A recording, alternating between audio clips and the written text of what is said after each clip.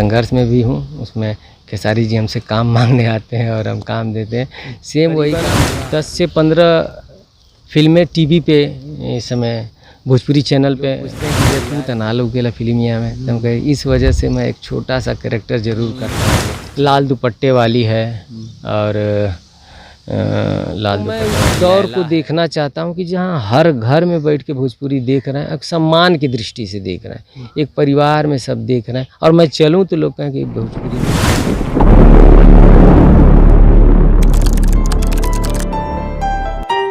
नमस्कार, प्रणाम। मैं हूं संतोष और आप देख रहे हैं सौलभ हिंदी। दोस्तों, इस समय मैं गाजीपुर ज़िले में हूं और गाजीपुर ज़िले में मैं इस समय एक ऐसे शख्सियत से आज आपको मिलाऊंगा जो पर्दे के पीछे तो इतनी मेहनत उन लोगों की होती है, तभी जाके फिल्में आगे बढ़ पाती हैं, बन पाती है और सिनेमा हॉल तक पहुंच पाती हैं बड़े बड़े एक्टरों के साथ। जैसे अभी जो भोजपुरी के सुपर डुपर स्टार हैं दिनेश लाल यादव, अभी सांसद बन गए हैं, और उनकी फिल्में, खेसारी लाल यादव की फिल्में, पवन सिंह की, तमाम ऐसे स्टार हैं जिनकी फिल्मों में ये असिस्टेंट डायरेक्टर और डायरेक्टर का काम कर चुके हैं। वो हमारे साथ हैं। कोई जानता नहीं है, हालांकि डायरेक्टर को कोई नहीं जानता, बस नाम पढ़ लेता है। उनसे हम आज आपको मिलाएंगे। अमरेश तिवारी उर्फ लिटिल नाम है इनका। तो सर, बहुत बहुत स्वागत है आपका। धन्यवाद, नमस्कार। आपका भी चैनल पे आए इसके लिए बहुत बहुत धन्यवाद। फिल्मों कौन कौन सी फिल्में आपकी रही जिनमें काम किए, बड़े बड़े सुपरस्टारों के साथ आप काम किए हैं? मैं अभी लगभग 40 के ऊपर ही फिल्में किया हूं और जिनमें सबसे बड़ी फिल्म रही है संघर्ष, खेसारी जी के साथ। अभी दिनेश भैया के साथ किया हूं, फसल, सबका बाप, अंगूठा छाप। इस तरह से करीबन 10 से 15 फिल्में टीवी पे इस समय भोजपुरी चैनल पे मेरी आ रही है और करीबन 25 प्लस ही होगा जो यूट्यूब प्लेटफॉर्म पे है। और अभी कुछ बन चुकी हैं, कुछ बन रही हैं, लगभग इस तरह से।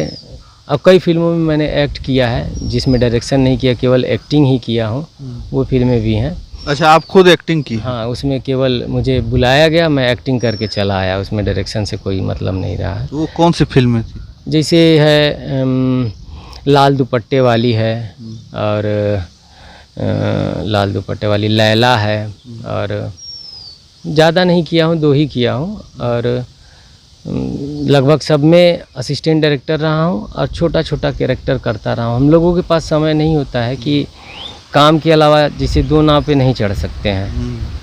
हम लोग को जो डायरेक्शन है उसी में फोकस रखना होता है। बहुत सारा उसमें काम होता है, बहुत हार्ड वर्क होता है, टीम वर्क होता है। उसमें हम दूसरा चीज़ नहीं सोच सकते कि नहीं कि हम एक्ट कर लें।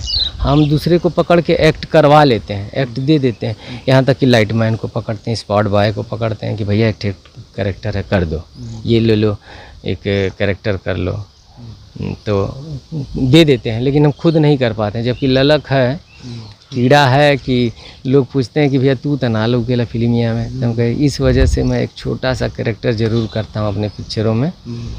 संघर्ष में भी हूँ, उसमें खेसारी जी हमसे काम मांगने आते हैं और हम काम देते हैं। सेम वही काम हुआ, अभी किया हूँ आशिकी, उसमें भी हमसे काम ही मांगने आते हैं। ये इलाहाबाद का, प्रयागराज का ब्रिज जो बन रहा है उसका मैं ठेकेदार हूँ और खेसारी जी आते हैं, हमसे काम मांगते हैं, हम देते हैं, वो मजदूर हैं उसमें।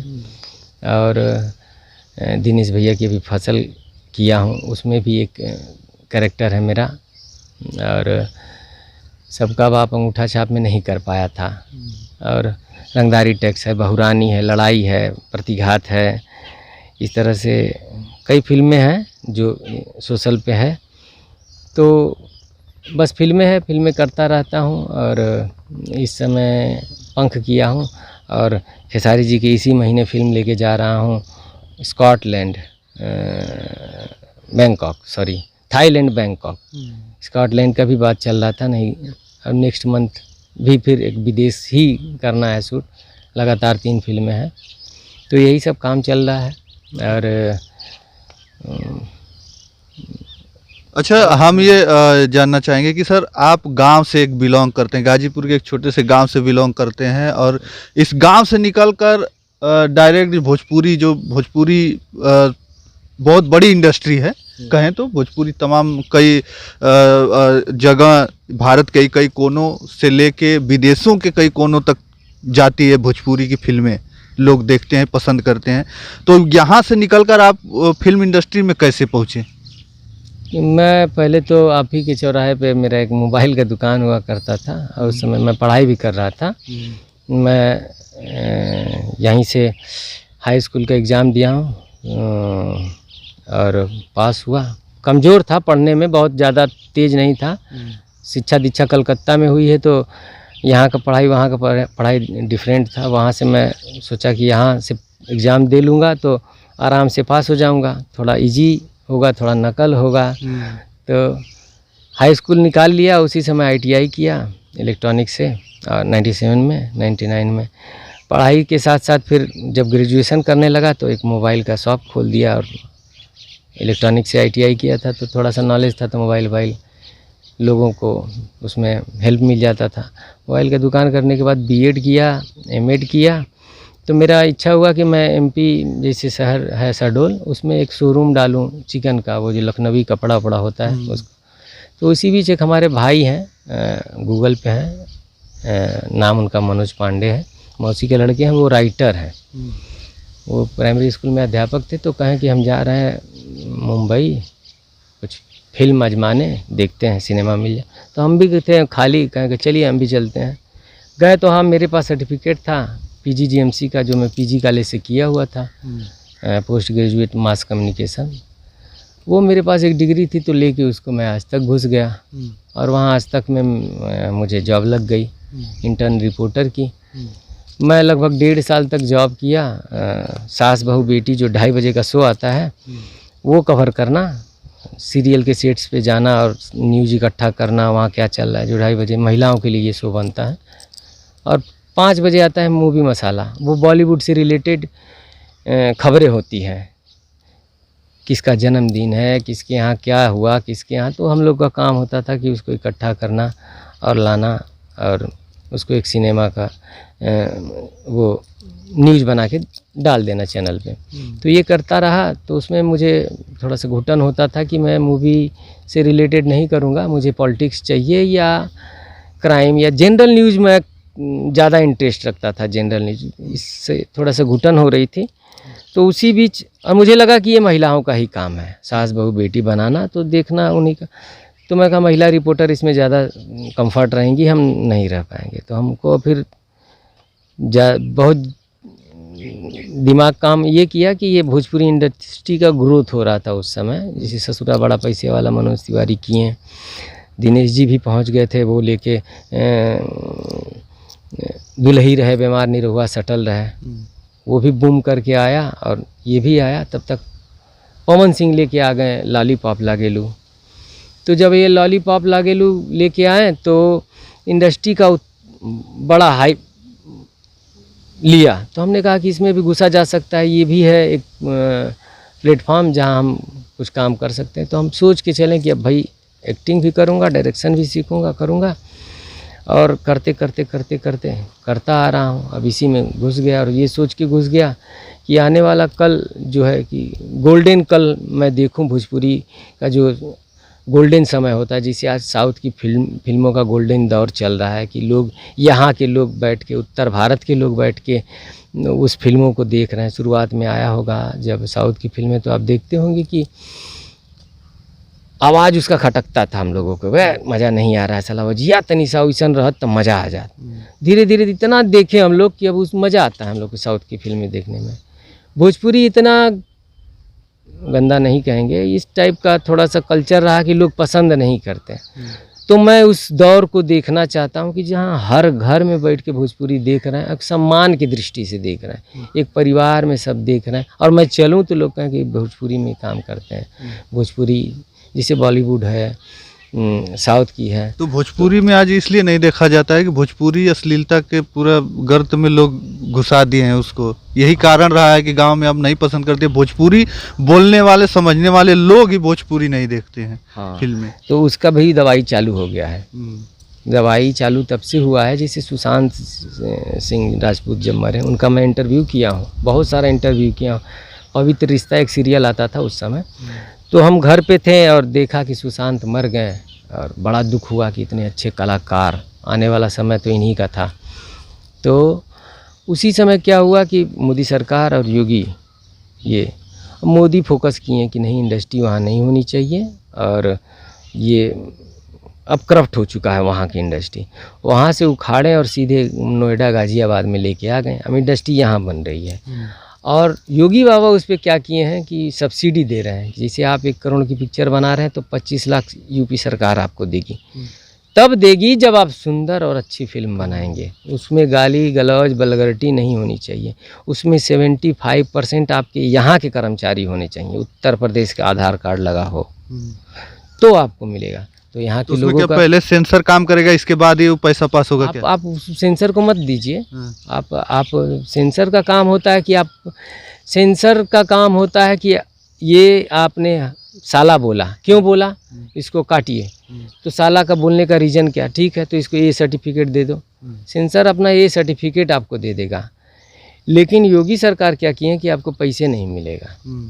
जो हम लाभ लेने वाले हैं, 1 करोड़ में हमको 25 लाख सेफ दिख रहा है। जो सिनेमा घर से कमाते थे फिल्म वाले, वो सीधे सीधे योगी बाबा दे रहे हैं कि मत लगाओ सिनेमा में, हम तो के देते हैं पैसा, लेकिन यही जगह शूटिंग कर, 1.5 करोड़ यहीं इन्वेस्ट करो, हम पैसा देंगे तुमको। तो उन सब चीज़ों को पाने के लिए अपने आप गंदगी दूर कर देंगे। नहीं तो आप चोली में बम फोड़िए चाहे लहंगा में बम फोड़िए, वो तो आप छोटे प्लेटफॉर्म पे रह जाएंगे, यूट्यूब पे या इसमें, सिनेमा में और टीवी में चलेगा ही नहीं, कुछ चलाने ही नहीं देंगे। तो इस तरह से अब धीरे धीरे देखिए कि कितना भी गलत है तो गलत है, सही सही है। जानते हैं सही हमेशा चलता है, गलत कुछ दिन के लिए ही होता है। तो गंदगी दूर होगी, निश्चित होगी, 110% होगी। और जो गंदगी करने वाले हैं उनका एक अलग किनारा दे दिया जाएगा कि भैया गंदा लोग घुमा ये है, तो सिनेमा बन जाएगा जो घर में है, जो आप टीवी पे देख रहे हैं। मैं 110% श्योर हूँ कि आने वाला समय आपके घर में भोजपुरी चल रहा है और आपके घर के बच्चे देख रहे हैं। आप कभी नहीं कहेंगे कि अरे बंद कर हूँ मत देखिए, अच्छी चीज़ आएंगी। ये इसी विश्वास से काम कर रहा हूँ, इसी विश्वास से सरकार भी काम कर रही है कि ज़्यादा से ज़्यादा यहाँ उत्तर प्रदेश बहुत बड़ा एरिया है, अब बहुत ड्राई है, यहाँ कुछ है नहीं। गुजरात देखिए और सारा प्रदेश देखिए, सब डेवलप हो गया है, रिच हो गया है। ये हमारा बचा हुआ है, ज़मीन बहुत खाली है। तो यहाँ इन्वेस्टमेंट, यहाँ सारा चीज़ यहाँ होगा। जैसे असिस्टेंट डायरेक्टर के रूप में काम किए हैं, कई फिल्में आपने खुद डायरेक्शन किए हैं उसकी, तो क्या आगे आने वाले समय में आप एक्टिंग भी करने वाले हैं? एक्टिंग में भी आप दिखेंगे पूरे पर्दे पर क्या है? नहीं, एक्टिंग का एकदम नहीं मन है, क्योंकि धीरे धीरे जो कीड़ा था ना एक्टर का, जो होता है सब में होता है, करते करते वो ख़त्म हो गया कि नहीं बेटा तुम डायरेक्शन के लिए बने हो, एक्टर नहीं हो तुम। हाँ, हम लोग को हर चीज़ करके बताना होता है, क्योंकि जब डायरेक्टर को वो करके बताएंगे आर्टिस्ट को कि मुझे इस हिसाब से चाहिए, तो आर्टिस्ट उस हिसाब से करके देते हैं। तो एक डायरेक्टर को पूरी तरह से तो एक्टर भी होना चाहिए। तो एक्टर हूँ, कभी ऐसे बाय द वे कभी ऐसे प्लेटफॉर्म, ऐसा सिचुएशन बन गया कि एक्टिंग का बड़ा मौका मिला तो छोड़ेंगे भी नहीं। लेकिन उसमें फोकस नहीं है कि मुझे एक्टर ही बनना है, मुझे डायरेक्शन करना है और अच्छी फिल्में बनानी है। और मैं चलूँ तो एक लोग कहें कि नहीं ये अच्छी फिल्म बनाता है, वो गंदगी वाला नहीं, कोई उसमें साफ़ सुथरी फिल्म, भले देर से बनाऊं लेकिन दुरुस्त बनाऊंगा। तो सच में अगर भोजपुरी आज के दौर में है, भोजपुरी जैसे नदिया के पार हम कहते हैं ना भोजपुरी है, आज के दौर का भोजपुरी जो मॉडर्न आधुनिक दौर कहेंगे तो है दबंग। ये भोजपुरी है फुल, ये बॉलीवुड नहीं है, ये टोटल हमारी पृष्ठभूमि है। उसमें खाली टोन बदल गया, हीरो सलमान खान है, हम तुम्हारा में इतना छेद करेंगे, ये भोजपुरी है। गैंग ऑफ वसेपुर क्या है, ये भोजपुरी है।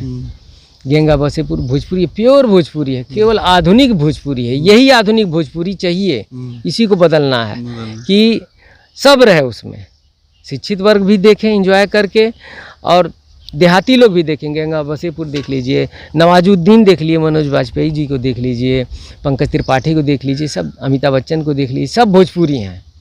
बस इनको इस प्लेटफॉर्म पे सक्रिय होके आना है।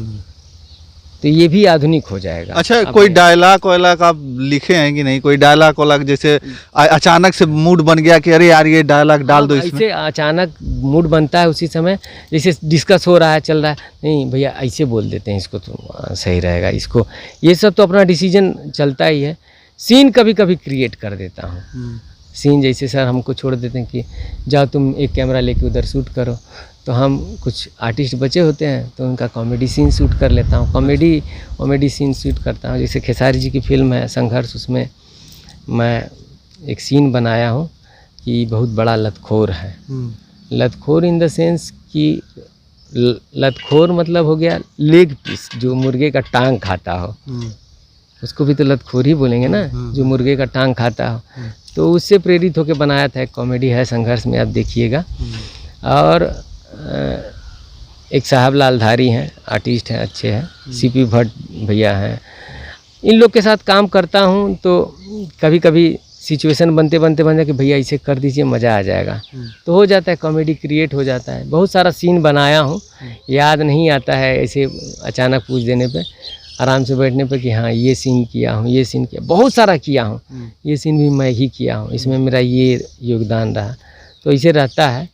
और पूरा का पूरा समझ लीजिए एसोसिएट डायरेक्टर का काम होता है कि जितना डायरेक्टर सोच रहे हैं उससे आप ज़्यादा नहीं सोच पा रहे हैं तो उसके इर्द गिर्द तक सोचिए कम से कम, तब तो आप उसके सह निर्देशक हो। सह मतलब सहायक, मतलब अब तो सहायक में 20 हो जाएंगे, लिखा पढ़ी करने वाले दफ्तर में सहायक बहुत होते हैं। एसोसिएट जो होते हैं सह निर्देशक, वो उनके ब्रेन कि अभी डायरेक्टर क्या बोला, वो बोलने की ज़रूरत नहीं, वो समझ जाए वहीं से, वो कर दे, उसको वो करवा ले पूरा का पूरा। वो 150 से 200 250 कभी कभी हज़ारों की टीम होती है, उनका संचालन करना होता है डायरेक्टर का काम। और सिनेमा बहुत टफ वर्क है। सिनेमा बड़े सादगी प्रेम से बनाई जाने वाली चीज़ है, लेकिन बहुत हार्ड वर्क है, इसमें बहुत मेहनत। हम लोग को सोने के लिए सिनेमा के दौरान 2 से 2.5 घंटा हम लोग सो पाते हैं केवल सुबह, और बस इतना ही सोते हैं कि दिमाग में चलता है कि साला उठना है और ये कल करना है, सोते सोते उठ जाना है। और हाई अलर्ट में एकदम पूरा अप टू डेट सुबह 8 बजे एक सिपाही की तरह सेट पे खड़ा रहना है कि सब पूरी टीम को खड़ा करके रख देना है, पूरी टीम गणपति रोल करवा के, तो डायरेक्टर साहब आते हैं कि अब ये सीन शूट किया जाए, सारा सेटअप रेडी रहेगा, एक्शन कट बोलिए, इतना काम हो जाता है। चलिए, बहुत बहुत धन्यवाद हमसे जुड़ने के लिए। और हमारे साथ अमरीश तिवारी उर्फ लिटिल जी थे, इनसे बातें हुई, इनके विचार आपको कैसे लगे फिल्मों के बारे में। असिस्टेंट डायरेक्टर हैं और असिस्टेंट डायरेक्टर का काम बहुत बड़ा होता है, ऐसे देखने में पता नहीं चलता और ना ही कोई जान पाता है कि जो जितनी बड़ी बड़ी फिल्में बनती है उन फिल्मों में इन डायरेक्टरों का क्या रोल होता है, सभी लोग जानते हैं। और नहीं जानते हो तो जो हमारे वीडियो देखेंगे तो वो जान जाएंगे कि कितनी मेहनत करते हैं ये लोग। तो बस इस वीडियो में इतना ही, ऐसे इसी वीडियो हमारे चैनल पर आप लोग देखते रहेंगे। तो बस इस वीडियो में इतना ही, अगली वीडियो के साथ हम जल्द उपस्थित होंगे, तब तक के लिए धन्यवाद। जय हिंद, जय भारत।